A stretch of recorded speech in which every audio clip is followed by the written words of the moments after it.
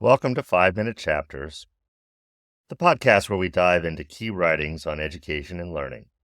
I'm your host, Daniel Bowe, and in today's episode, we'll be exploring Chapter 6 of John Hattie's renowned book, Visible Learning, from 2008. This chapter focuses on the contributions that schools make to student achievement. So let's jump right in. Hattie begins by debunking the myth that our schools are vastly different from one another, suggesting that these perceived differences have little effect on student achievement. We often spend a lot of time debating school structural issues like the size of school, class sizes, tracking, and finances. However, Hattie argues that these factors have minimal impact on student outcomes. It's important for us as educators to shift our focus towards matters that truly affect student achievement. One of the debates that frequently arises in schools is whether to implement a school uniform policy. It's a topic that has gained a lot of attention, especially after U.S. President Clinton's endorsement of school uniforms. Many schools, approximately a quarter of American public schools, have adopted this policy, often with the hope of improving attendance, safety, and self-esteem and achievement. But does it really work? To shed light on the issue, Hattie refers to the research conducted by Brunsma. His study examined the effects of school uniform policies and found some surprising results. Interestingly, Brunsma concluded that school uniform policies do not significantly alter students' perceptions of safety climate. In fact, they had a negative effect on principals' perceptions of school safety.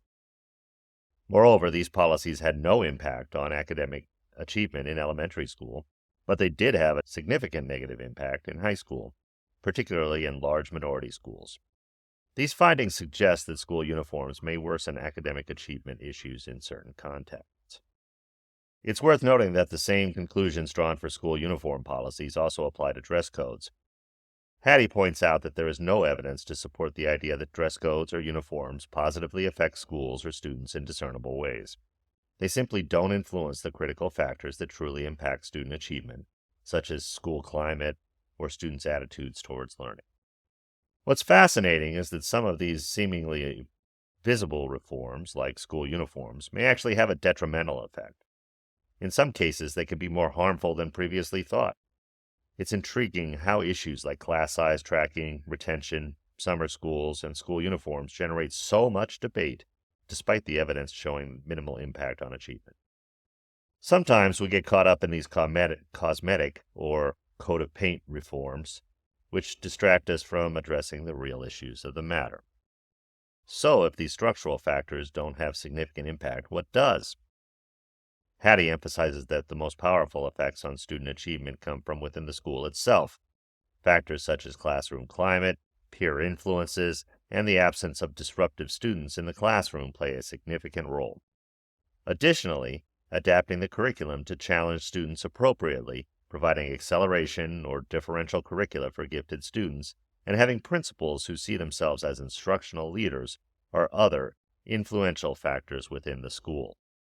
On the flip side, Hattie reveals that several factors have close to zero influence on achievement. Mainstreaming, ability grouping, class size, open versus traditional classrooms, multi-grade or additional classes, and even summer vacation courses fall into this category. In fact, some cases like retention and student mobility across schools have negative effects on outcomes.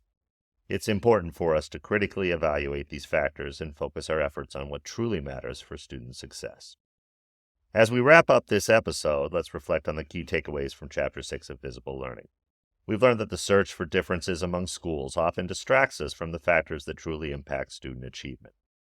While school structural issues like uniforms may seem important, they have minimal or even negative effects on academic outcomes. Instead, we should prioritize factors within the schools such as the classroom climate, peer influences, and effective instructional leadership.